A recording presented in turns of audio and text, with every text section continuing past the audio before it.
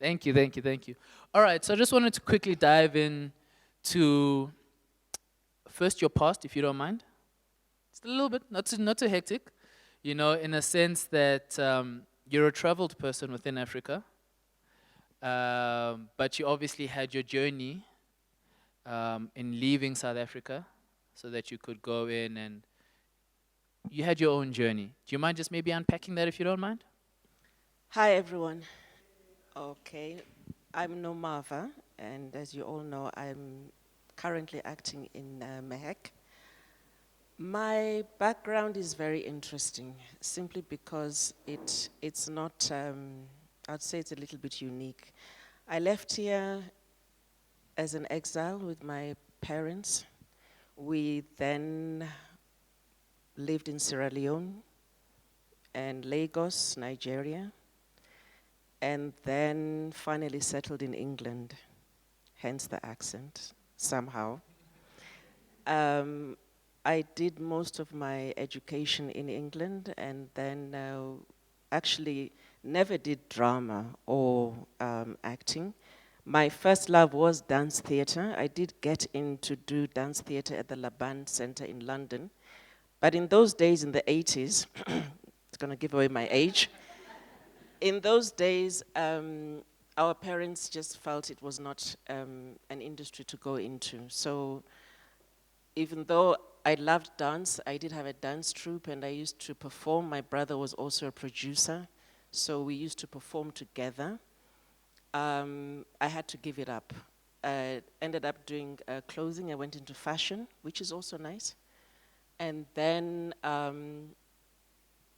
met a very nice young man in college who happens to still be my husband right now.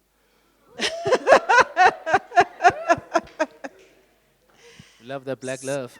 So, yeah, so he took me to Kenya. And from England, yes, I left, went to Kenya, lived there for a number of years. And for those of you who haven't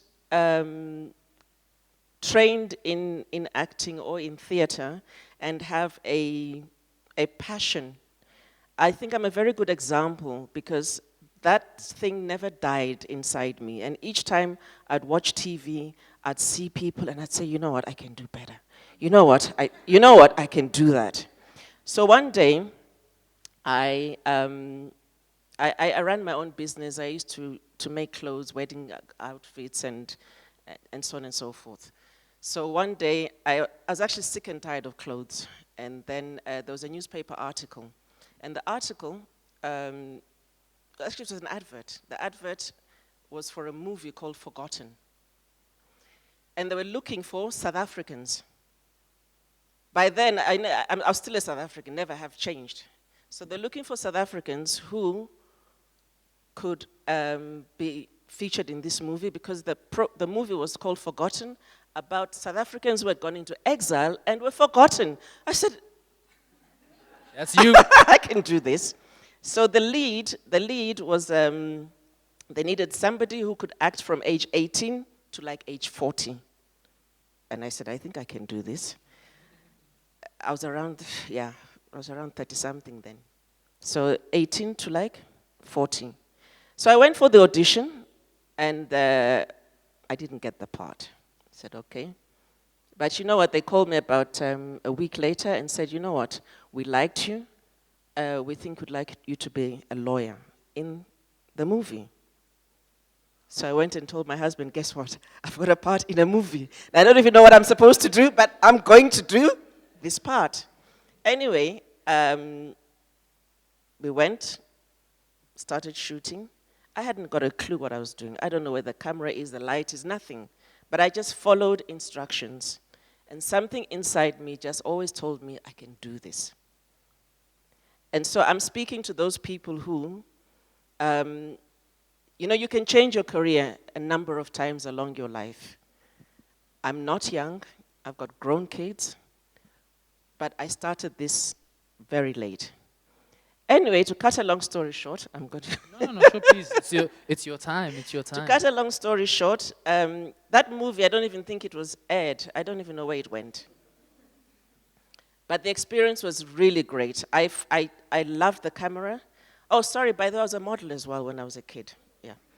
So I loved the camera, and it brought me back to doing stills and being in front of the camera and playing with the camera. It was really, really great. So anyway, that was that, and a year went by, another year went by. Then there was a TV station, new TV station opening up, and then that thing still came back into me. So I wrote, what I did, I wrote a program proposal, sent it to the station, and the program proposal was actually based on a show, New Faces, just bringing out new talent. So I gave the proposal to the station and didn't hear anything as usual. About 6 months down the line, I'm called. So they tell me, you know, we really liked your proposal. We're a new station, but however, whatever you've done, the costs are too high for what we're looking for. I said, no, it's fine. So thank you, bye-bye. All right. 3 or 4 months down the line, I'm called again. So they tell me, all right. So I'm thinking now, I'm excited, my show is going to, is going to be taken up. So anyway, I go, I meet them, then they tell me, by the way, we really like you. We like your voice, okay? And they said that they are looking for a new face, and they are looking for a face and a voice that is an English voice that you can't tell what the voice is about. But they didn't want to start the station using the same people that they've been recycling. So they were looking for a news anchor. Fresh face. So I said, no, news anchor is very serious. So I said, no, we think you can do it. You've got a nice voice. You will like the way you look.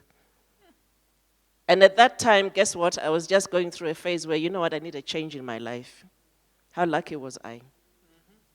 So I took up the challenge, and fortunately, they got us training from some guys from the BBC. So you got to learn how to do the auto cue. You got to learn, how to do presenting, basically. And so that's how now I actually jumped into TV, more or less on a regular, permanent basis. I also did radio news. And then I went into special reporting. I used to do special features for 5-7 minutes, so I'd do the production as well. And by that time, I was actually 36. So you can change your career. You can go into this thing at a much later age.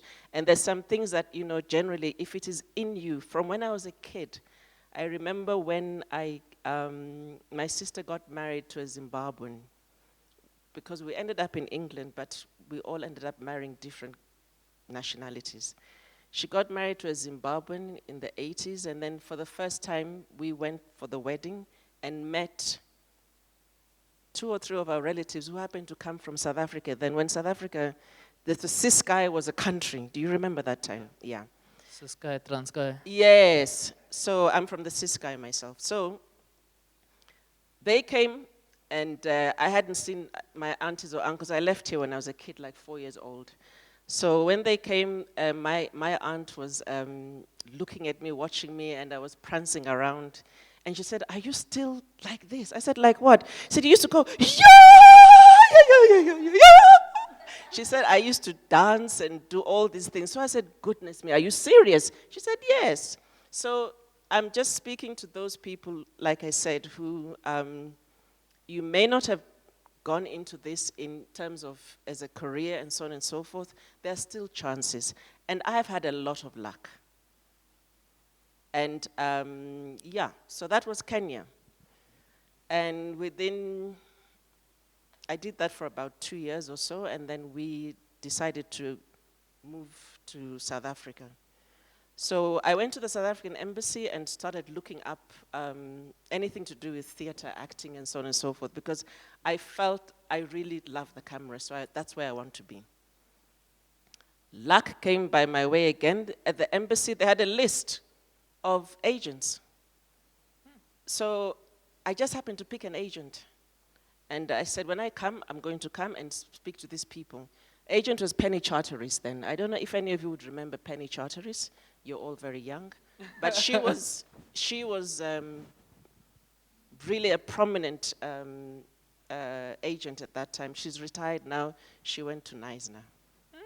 Must be nice. Hey? Woo! So she, when I came, I actually, no, it wasn't Penny Charteris. It was another agent. They were in Cape Town. So when I came, I called them. They told me, no, they're in Cape Town. I don't know where Cape Town is, based from Joburg and so on. So they told me, we'll link you up with Penny Charteris. So I called Penny Charteris, I had a video of all my work, and immediately I got a job on Summit TV doing business news. Then TV Africa. And then everything died. Then she tells me, you know what, you can act. I said, no, I can't act. I do presenting. She said, my friend, you can act. So she said, I'm going to send you for some auditions. And I also now started doing voiceovers. I was doing a lot of corporate work. And in those days, in the early 2000s, there was a lot of English. So I was getting a lot of work. Voiceovers, actually, it was good Sustaining money. you. Yeah. So I started going for a few auditions, and again, for those of you who are not in the system, have confidence.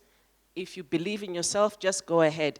Irrespective of whether you arrive and you're seeing all the stars and everyone knows each other and everyone is looking at you and wondering, okay, who is she?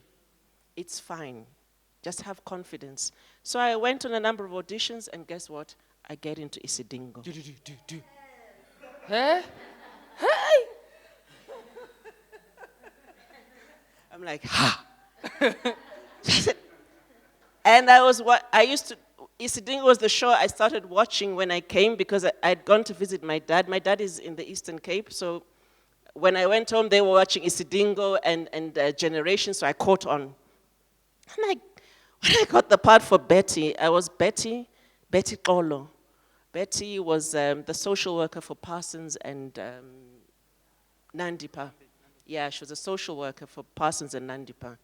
So I get the role, and as usual, my first time in studio, I haven't got a clue what I'm doing. But I just listened, watched, and told the director, you need to guide me. And I just simply listened, action, and sometimes I'm not even where the light is supposed to be, but you know what? It worked. Next thing, Josie H. I went on to, what was I doing in Josie H? I was Constance.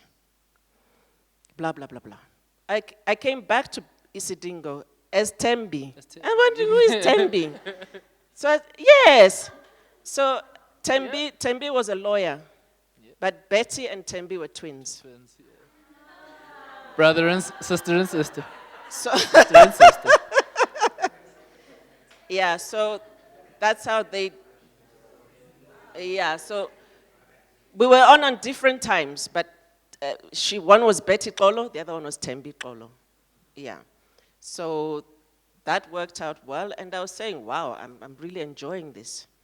But at the same time, I still felt I needed, skills, I needed training. So I'd go to the Actors Center, go for, coaching and so on and so forth, and listen to what people have to tell me, because you never stop learning.